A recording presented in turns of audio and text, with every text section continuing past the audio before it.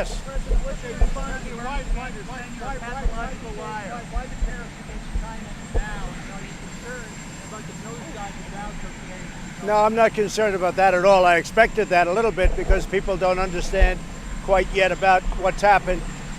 We've taxed China on $300 billion worth of goods and products being sold into our country, and China eats it because they have to pay it, because what they do is they devalue their currency and they push money out.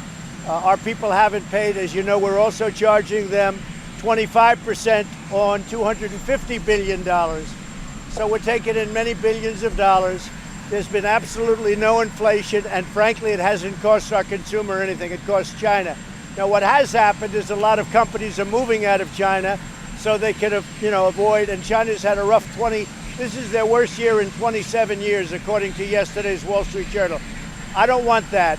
But when my people came home, they said, we're talking, we have another meeting in early September. I said, that's fine. But in the meantime, until such time as there's a deal, we'll be taxing them. We're getting very good numbers from the border. The 21,000 soldiers supplied by Mexico, and I want to thank Mexico. They're doing a great job. The numbers are way down at the border.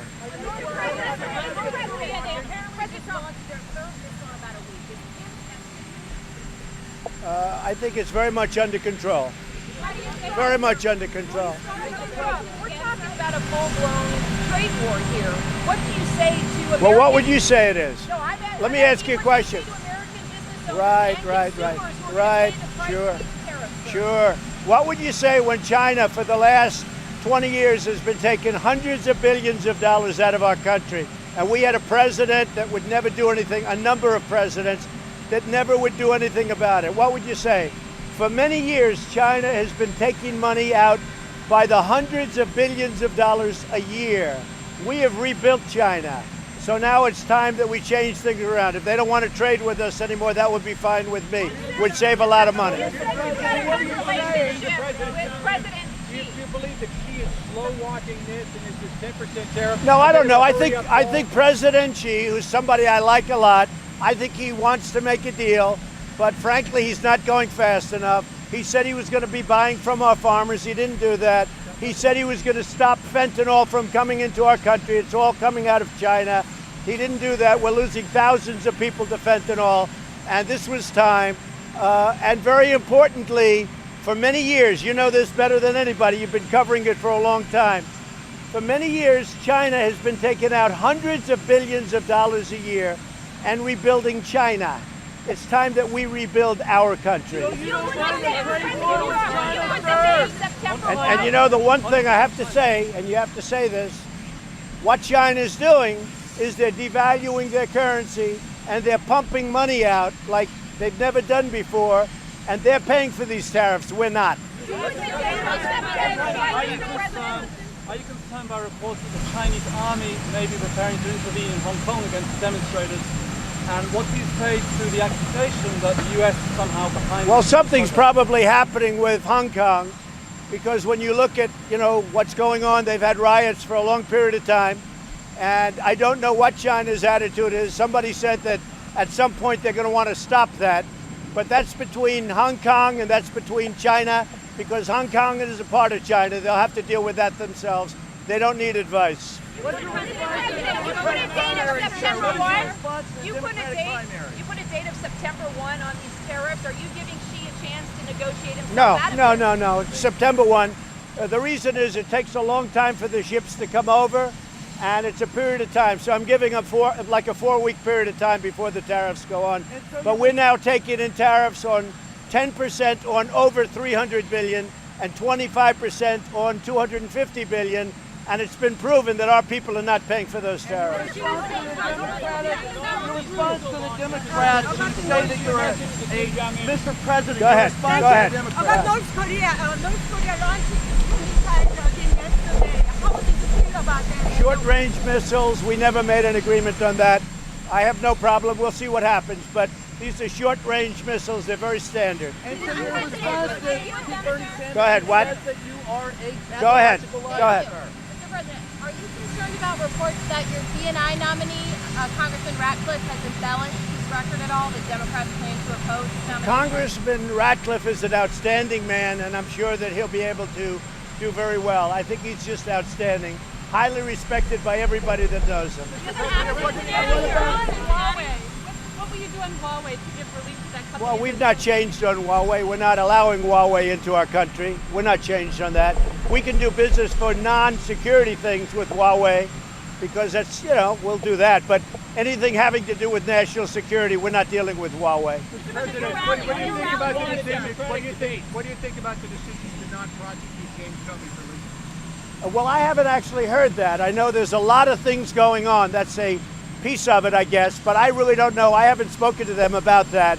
I would frankly be surprised because what James Comey did was illegal. So I would be surprised, but I don't know anything about that. Are you surprised by the Democratic debate? Are you prepared to tell your supporters to stop if they begin chanting something problematic?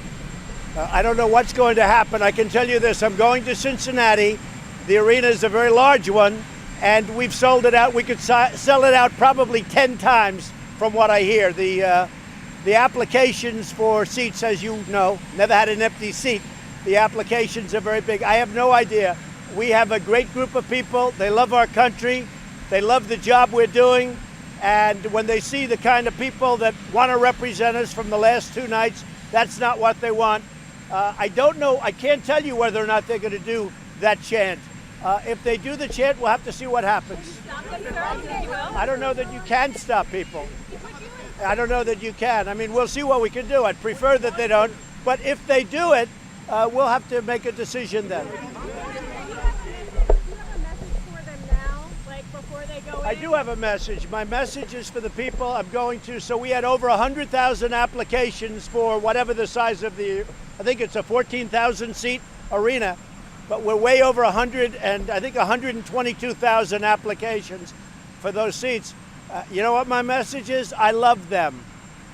And I think they love me.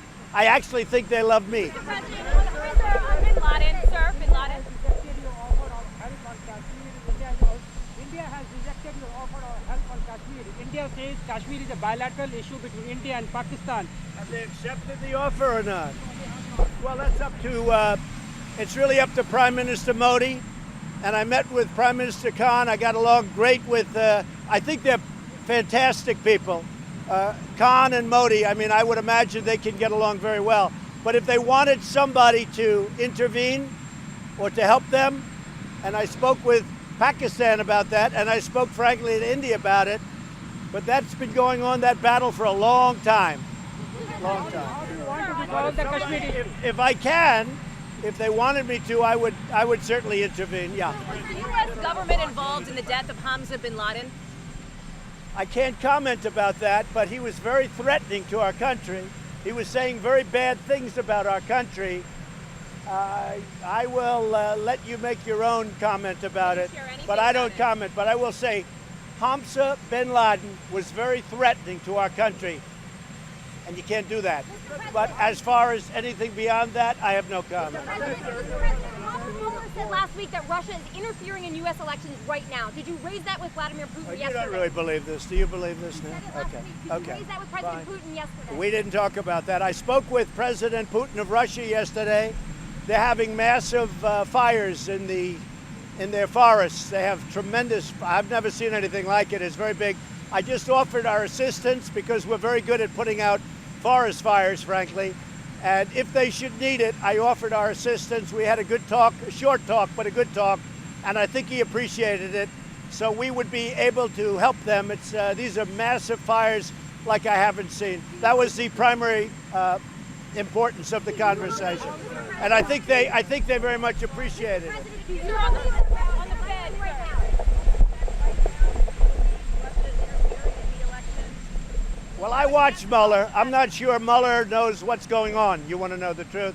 But all I do know is he said no collusion with us, no collusion, and ultimately no obstruction, because it led to no obstruction by a very smart group of people, including our Attorney General. So no collusion, no obstruction.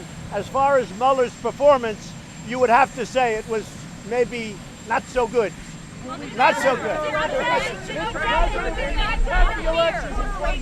tell Putin not to interfere? So our country's doing very well. We're setting records in every way, including employment, unemployment. We have now more people working in the United States than ever before.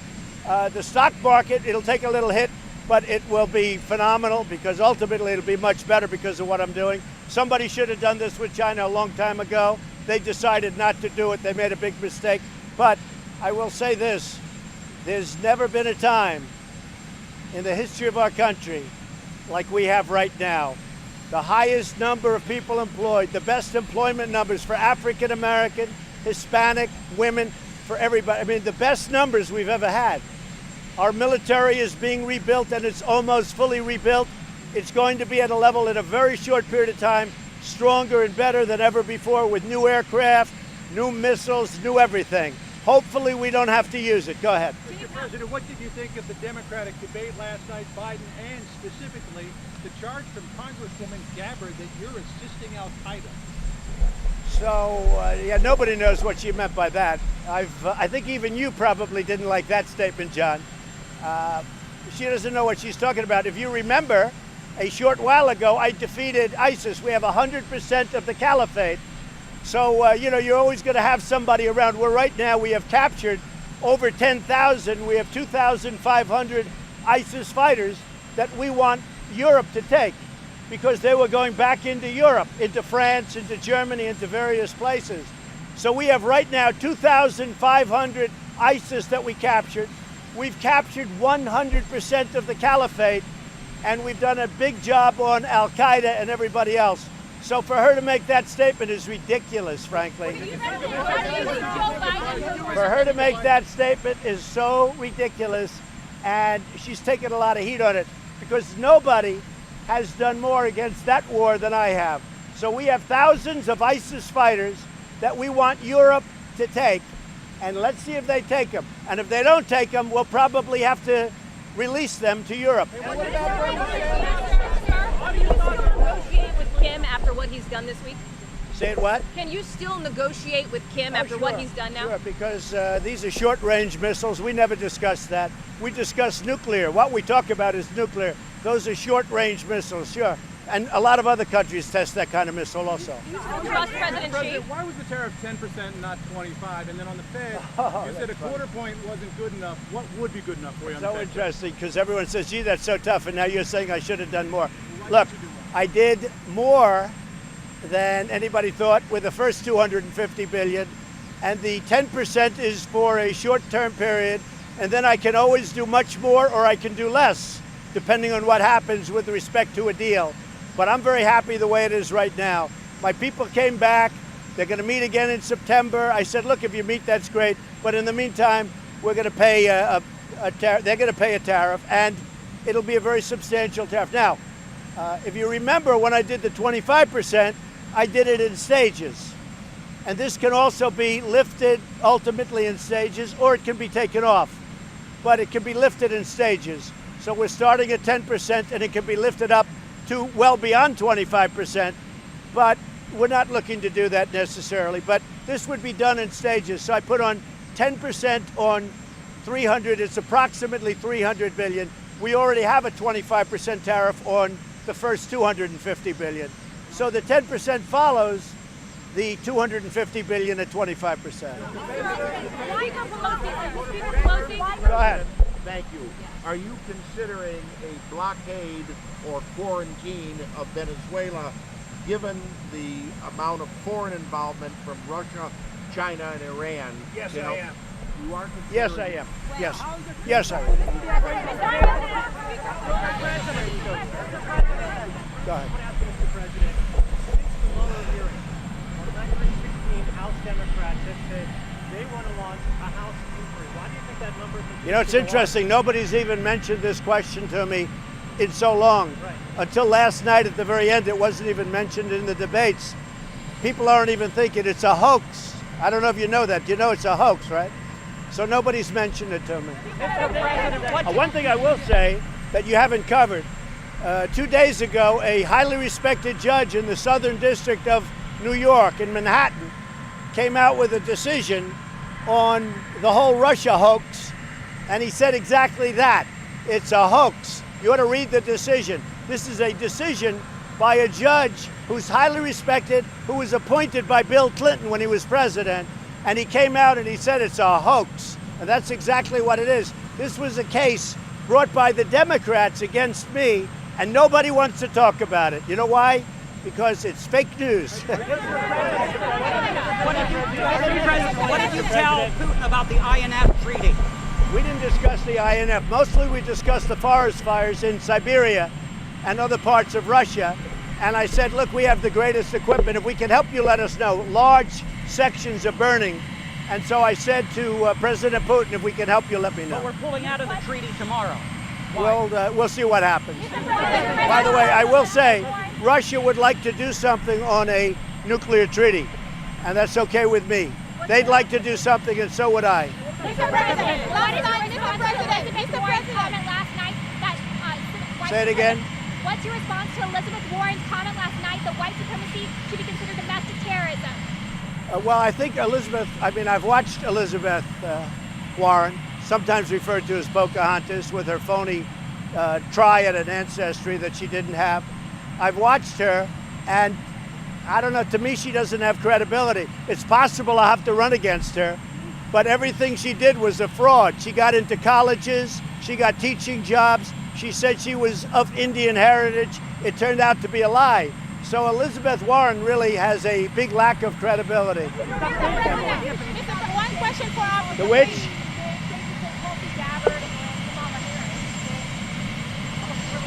I didn't really, no, I didn't look. I think that Kamala did not do well last night. I think Biden did okay. He came through. He came limping through, as I say about Sleepy Joe. He limped right through it, but he got through it. He really did. I think he was okay. I think Kamala had a bad night last night, I would say. But it's really boiling down to 4 or 5 of them, let's face it. I don't see anybody coming from the... Do you have a message for Poland on the anniversary of Warsaw Uprising, which is today? Well, I have a lot of respect for Poland, and as you know, the people of Poland like me, and I like them, and I'm going to be going to Poland fairly soon. And I know they're building an installation and they're putting in all of the money, 100% of the money. So they're building something very nice for the United States to have. Go ahead, what? Mr. President, please, one question for us. What? House Speaker Nancy Pelosi, I don't know if you saw, but she described Jared Kushner as a kind of Baltimore slumlord. Because he owns property there. Do you think your son-in-law bears any responsibility for those conditions? The responsibility is the people that have run Baltimore for so many years, obviously headed up by Elijah Cummings. They've run Baltimore into the ground. We've given billions and billions of dollars to Baltimore. The people of Baltimore appreciate what I've done for them by bringing this up. It's the #1 city proportionately in the United States on crime. I saw a statistic where it's worse than Honduras right now. And I think what the people of Baltimore, I think they really appreciate what I'm doing. The money was stolen or misspent or wasted. And a lot of things happened, a lot of bad things.